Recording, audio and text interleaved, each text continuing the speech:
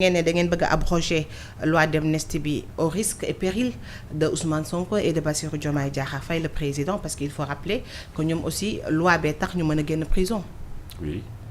Au risque et péril. Mm-hmm. Comment ça risque? Non je veux dire tey fekkee nañ ko abroger. Wow. Est-ce que ñoom aussi du am loo xam ne dina mën a nekk seen ginnaaw dans la mesure où loi bi tax na ñoom ñu mën a génn prison ba daal di mën a bokk ci élection yi ba daal di mën a gagner.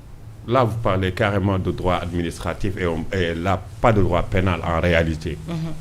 Mais loi d'amnistie bi ëmb na loolu yëpp. Là, vous faites encore amalgame. Si li nga xam ni moom la Aïssata Tall Sall di wax.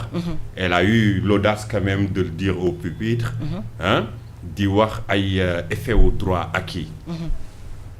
ñiy jàng droit ñëpp moom si boppam xam na ko subterfuge boo xam ne da ko def la mais ça passera pas et puis qui ne passe pas. Mais est-ce que vous pouvez nous expliquer droit acquis. Oui. suñ koy wax c'est en matière administrative. loo xamante ni. loi boo xam ne dañ ko def. décret boo xam ni dañ ko jël arrêté boo xam ni dañ ko jël. Oui. mu jox la ay àq ak yelleef ba pare. ñu daal di ñëw jalgati ko. Oui. su boobaa am nga ay droit acquis. yoo xamante ni mun nga dem si yoon. mais fii tel n'est pas le cas. fii moom tel n'est pas le cas loi d'amnistie bi. dañ ko voté. majorité simple lay laaj. Oui. suñ koy abroger tamit. muy doon totalement. partiellement. Oui. Ça sera aux députés et à l'exécutif d'en décider ban façon ban forme la ñuy utiliser pour abroger. partiellement ou totalement. mais nañu xam ne ni que. loi simple la niñ ko biñ koy dugal gis nga ni mu yombee de. si ñoom. pour génnee ko tam noonu la yombee si ñun. noonu lay yombee benn député buñ ko ëppalee rek dañ koy génnee. D'accord. waaw vote bi noonu la en plénière dañ koy dugal voter benn député. soo donc yow su ma la déggee cela veut dire que loi bi tout ce qui touche affaire Ousmane Sonko ak Bassirou Diomaye Diakhar Faye du ci bokk. du si munu si bokk parce que amul benn droit boo xam ne ni que daf leen ko créer droit bu ñuy créer en réalité su ñuy wax loolu noonu en droit administratif la. D'accord. mais en droit pénal déedéet. et su ñu ñëwee sax ba si rétroactivité ak yooyu noonu. et tout Oui. aussi dafay indi même chose bi rek lay indi encore. D'accord. loi bi soit mu ñëw gën a corsé. su boobaa ñu référé aussi loi ancienne bi. soit mu ñëw gën a douce. su boobaa ñu référé aussi loi nouvelle bi. nii rek lay demee. dafa am ay principes yoo xamante ni képp kuy wax ci wàllu yoon da nga koy war di topp. mais mënoo ko utiliser pour di def du n'importe quoi wala du dilatoire wala quelque chose comme ça xam ni cëppaandaw gi yëpp fii lay mujjee. moom xam na ko. donc li mu def noonu yëpp. c'est que des subterfuges qu'elle a utilisés. On peut le comprendre nag parce que lan la. et elle fait partie de la vieille école. yaakaar na ni su ñëwee peut-être ak aura d'anciennes ministres mag yooyu noonu et tout. une ponte du barreau et tout mais non ça se passe plus comme ça. demeetul noonu dañ leen daan jox yenn cër yi peut-être ak yooyu. mais suñu demee ba taxaw dara waxul lu dul dëgg rek. qu'on dise le droit. voilà. D'ailleurs sax Aminata Touré récemment déggoon nañ ci muy wax ci affaire loi d'amnistie bi ba muy def dans un entretien avec Jeune Afrique di wax ne crime de sang yi du ci bokk moom Aminata Touré loolu la waxoon. mais que ni lépp yeneen yëpp peut-être que ça peut passer à côté sauf li nga xam mooy crime de sang. dafay fekk aussi. une fois que loi d'amnistie bi tëb. on est tous des Sénégalais. Oui. Il y a eu des impactés. Il y a eu des victimes. Oui. et puis impactés ak victimes yooyu noonu yëpp dinañ mun topp képp koo xamante ni. def na leen. njombe. wala def na leen ñaawteef. D'accord. kooku il faut le comprendre. D'accord. donc ay dañuy kii ak yéen ni déedéet. une fois que la loi saute. on repart de zéro. De zéro. D'accord. voilà. D'accord.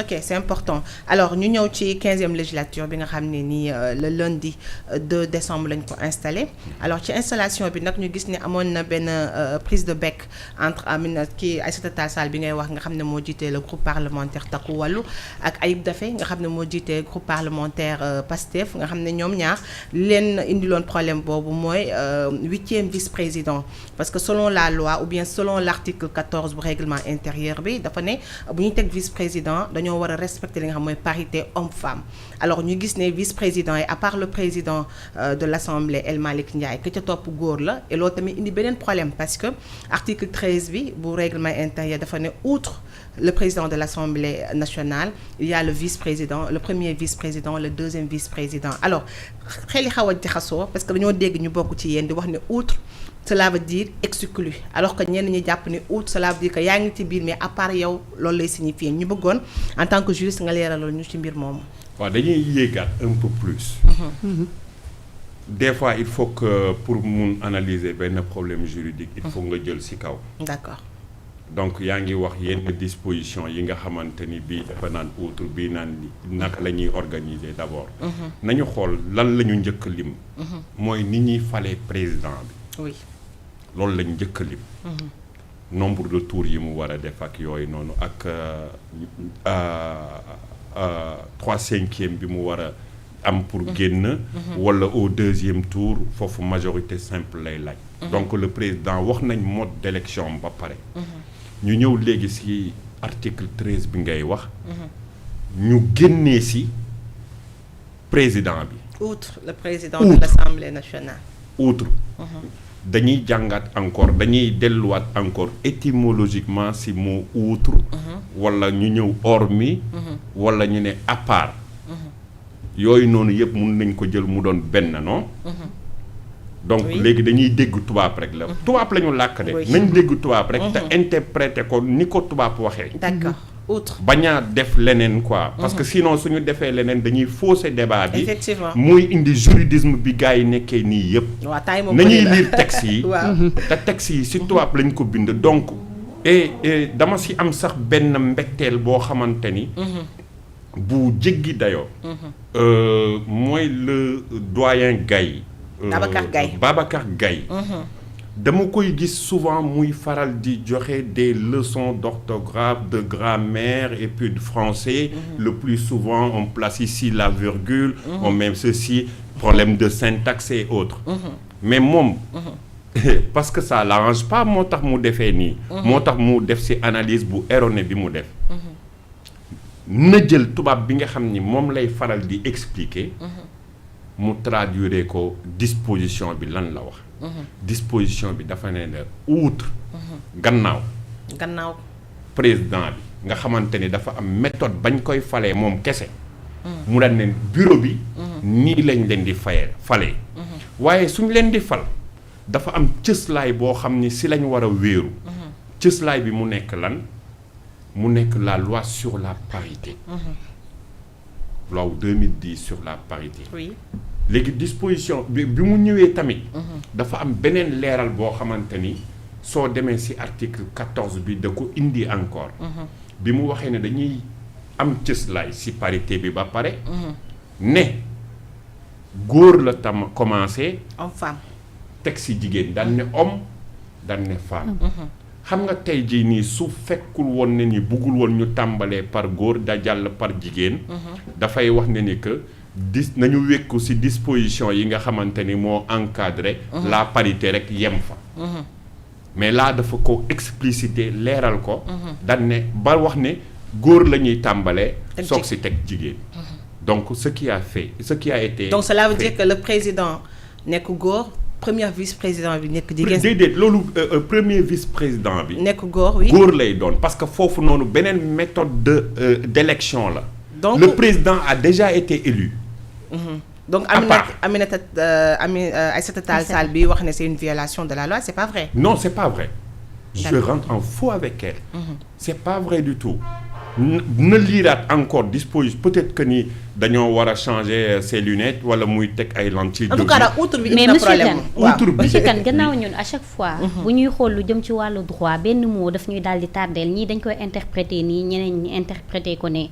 te français nekkul langue bu nga xamante ni ñun ñoo ko moom dañ ko daal di jéggaane est-ce que jotul ñu daal di tëggaat suñu ay institutions. loolu mi ngi rawatina nag ci olof. loolu mi ngi ci yoon programme bi nga xamante ni bind nañ ko. mu bokkaale aussi ci réforme yi nga xamante ni war nañ ko indi ci institution yi. D'ailleurs le slogan jubal jubbanti bi même ba ci programme mu Pastef gis nañ ko ñu indi ko. def ko ci wolof def ko ci yeneen làkk yi nga xamante ni moo nekk ci dëkk bi te ñu leen di làkk. donc loolu innovation la. D'accord. Et fa la institution yi jëm fa la administration bi yëpp jëm. D'accord. soo leen ko seetloo le ministre Moustapha Mbaba Guirassy mi ngi tàmbali déjà. te yaakaar naa ni que ni suñu buggee jël suñu làkk yi mu ko mun utiliser. ni ñuy mun a defaree mooy tàmbalee ko ci ndaw ñi ci éducation bi. di wéy ak moom ba nga xamante ni d'ici une génération dañuy mun a utiliser carrément suñu ay làkk. di ko jëriñoo. très bien d'accord alors ma ñëwaat ci outre boobu parce que ça m'intéresse quand même. après gis nañ ni indi na vraiment cacophonie jaxase na bopp nit ñi nga ni outre bi cela veut dire que ni président dafa bokkul ci bureau bi wala président dafa bokkul ci membre vice-président parce que on a dit premier vice-président. waaw et on dit que le président fait partie du bureau. waaw léegi bureau bi. waaw bureau bi déjà. nañu xool benn affaire parce que maa ngi lay wax ne ni que nañu remonter. oui. mooy président bi ci boppam. président de l'Assemblée nationale. dafa am ay dispositions yu encadré tey jii nañu koy fale. oui mais il fait partie du bureau il est membre du bureau. il est membre. dafa bokk ci bureau bi. daf ci bokk léegi beneen affaire am ñu ne premier vice-président. ñëw ci secrétaire élu yi. ñëw ci questeurs yi. questeurs yi. donc ñooñu noonu dañoo am tam mode d'élection. seen mode d'élection boobu noonu ñuy wax ñoom la ñuy wax outre bi mooy ngeen génnee ci président parce que moom fal nañ ko ba pare am na mode d'élection am yéen vice-président yi secrétaire élu yi ak questeurs yi li façon bii mooy seen mode d'élection. oui da nga jàpp ne kon ci mode du d'élection dama jàpp ne déedéet. loolu c'est une mooy certitude que dit le droit. loolu la droit wax lii la yoon wax. d'accord mooy ñii seen président bi mode d'élection am nii la ñii nii tam vice-président yi secrétaire élu yi ak questeurs yi seen mode d'élection nii la. je suis d'avis avec vous mais problème bi mooy c'est pas le mode d'élection mais la composition du bureau. composition bi kay dafa am benn base légale. base légale bi xam nga muy lan. waaw ça doit se baser sur la parité. d'accord donc si on dit que le président fait partie du bureau te dañu wax ne bureau bi homme femme la. donc tey fekkee ne président fait partie du bureau. jigéen a ci war a toog. donc vice-président bi. déedéet ça a toujours les gens ils font de l'exégèse sur ça. mais il y a pas lieu d'être. nañu delluwaat encore ci loi ba nga xam ne moo encadré parité bi. soo delluwee ci loi bi nga xam ne moo encadré parité bi. da ngay régler problème bi simplement te ñii nii ba ñuy def mode d'élection bi. defuñu dara lu dul wékku ci loi boobu rek. loolu 2010 boobu noonu ci lañu wékku. def ko. donc bu ñu jéem a réeral nit ñi. ci lan président bi ci la bokk président bi bokk ci. ak outre ak ñoomin seen mais outre moom dafa leer. est-ce que outre duñ ko wutal synonyme. bëri na. indépendamment parce que xam nga buñ ko hormis wala indépendamment. cela veut dire que le président fait partie du bureau. hormis Guédado. waaw Amina moom buñ ci et génnee Sagesse diw. sont en train de discuter. waaw donc cela veut dire Guédado ci discussion bi la bokk. ci la bokk waaw. mais ci la bokk su bokkee kon. est-ce que parité du ñëw foofu. mais déedéet. xam nga la moo tax du ñëw. parce que y a eu 2 modes d'élection. président bi moom ci boppam dafa am mode boo xamante ni moom la. moo tax may leen delluwaat leen encore ci article yi ko jiitu. moom mooy wax ne président bi nii lañ koy nii lañu koy élire. daal di ñëw daan ne bureau bi. commencé ci premier vice-président. oui donc. mu daan ne la carrément hormis boobu wala outre boobu noonu. daf la ne gannaaw président bi moom nële lañ koy votelee ñii si des si bureau bi ñii lañ leen di votelee d'accord. donc c'est deux choses diamétralement opposées et puis donc yow jàpp nga ni recours bi nga xam ne Aïssata Tall Sall annoncé na ko recours bi du prospérer li mu ci bëgg du prospérer nul non avenu et ça sera sans effet. D'accord. Alors ñu avancer un peu li nga xam ne ni moom mooy toujours 15e législature bi gis nañ ne Barthélémy Dias maire de Dakar barki démb vendredi dañ ko daal di dafa ñàkk siège am suite à la condamnation définitive bi nga xam ne am na ko ci affaire u Ndiaga Diouf et aussi tamit suite à la demande du ministre de la justice. Alors ñu bëri jàpp ne da ngeen violer encore une fois la loi parce que yaa ko tudd tout à l'heure muy Babacar Gaye day wax ne waxuñu lorsqu'une personne est condamnée à une condamnation définitive et est devenue parlementaire, mais on a dit un parlementaire qui a été condamné définitivement. Donc mu mel ni nee na ñaar yooyu dafa am nuance. Que dit le droit? Il est encore en train de faire du juridisme. D'accord. Disposition code électoral bi dafa leer ñu romb foofu nag mu jàll maille du filet yi ba ñu ñëw ba si fenn muy mu déposer candidature am xam nga nit sooy déposer candidature am na ay pièces yi nga xam ne dañ la koy laaj pièces yi ñu ko laaj mu jël ko yóbbu ko DG moom mooy recevoir dossier yi DG suñ ko présenté tey dossier complet un casier judiciaire vierge oui moom mënul def dara organe administratif la li mu mun a def mooy jël dossier ba joxe ji parce que lan la il a été jugé condamné définitivement mais cela n'a pas été inscrit sur son casier judiciaire quand même oui casier judiciaire bi DG su jotee casier judiciaire bu vierge jël ko dossier bi yóbbu am ay nit yoo xamante ni ay candidats lañ ñoom dañ ne dañuy dem conseil constitutionnel pour def recours mais mënul woon prospérer parce que lan la amuñu matière à agir amuñu qualité à agir si boppam la ñu amul parce que ñoom waruñoo mun a saisir conseil constitutionnel. C'est le ministre de l'Intérieur. C'est le ministre de l'Intérieur. Effectivement. moo ko war a def. Et ministre de l'Intérieur tamit.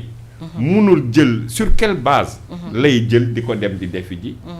munul jël parce que le casier judiciaire bi nga xamante ni mettre guñ ko woon à jour. Pour c'est le procureur qui devait le faire. Il ne l'avait pas fait donc li ñu mun a def mooy lan. bàyyi ba nga xamante ni pare nañ si loolu mu def ko Aïssata Tall Sall moom si boppam mii wax encore mais moom moo ko waroon njëkk appliquer. Elle était ministre à l'époque. Elle était ministre de la justice. appliqué wul dara nag dama bëgg ñu comprendre ko xam ko avec ce gouvernement là ces ministres qui sont là avec l'actuel président dafa wax te ku ko xam ne c'est un légaliste. Oui. C'est un légaliste. Et très rigoureux. Si kàddoom. D'accord. bu ñu fàtte ne dafa taxaw waat. ne dina doxal yoon te dina sàmm tamit yoon ba kenn du ko jalgati. D'accord. lii la wax te dafa waat. Alors lii nekk article 61 de la Constitution du Sénégal muy wax ne le membre de l'Assemblée nationale qui fait l'objet d'une condamnation pénale définitive est radié de la liste des parlementaires sur demande du ministre de la Justice. De la Justice. Article 51 bu règlement intérieur mi wax ko. Mais tey ñenn ñi dañ ne waxuñu koo xam ne dañ ko condamné définitivement ba pare mu soog a nekk député comme le cas de Barthélémy Dias ci 15e législature bi il a été condamné définitivement tey ñu élire ko ci 15e législature bi. Est-ce que toujours c'est dans ce même cadre là ci la ki nga xam ne ministre de la justice war a dugal demande parce que ñu bëri dañoo jàpp ne ci 14e législature bi ci la condamnation définitive boobu amoon. bu ñu emmêler les pinceaux am na jurisprudence bu fi am. fii te yàggul dara. celle de Khalifa Sall son mentor. kan moo déposé woon Ismaïla Madior Fall moo bindoon président de l'Assemblée nationale non. oui. moo bindoon Niass.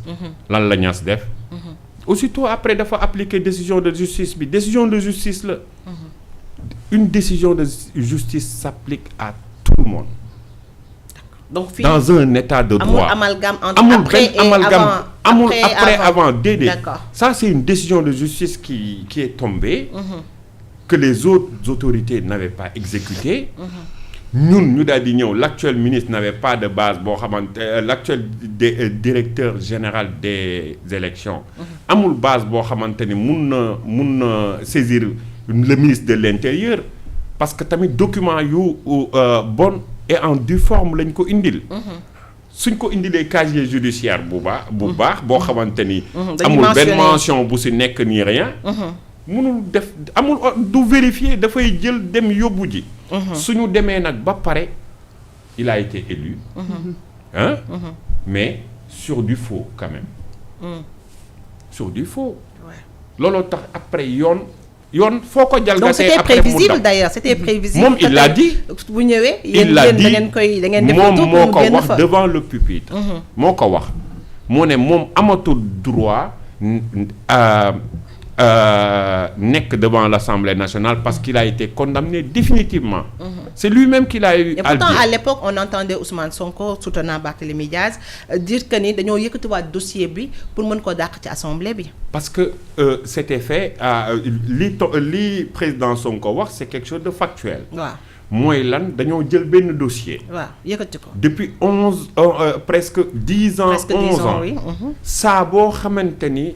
moom Barthélémy Diaz en tant qu'opposant mi ngi commencé teg ay jéego teg tànk ñoom dañ koy jël si saa si indil ko dossier ba tegal ko nii la demee et ñi nga xam ni tam dañuy ñëw di wax naan que ni oui le ministre bi mu faloo aussi lan moo tax dàqu ko ak yooyu et tout déedéet du ko def mais il faut se rappeler une chose nit ñi dañuy fàtte l'histoire Ndiaga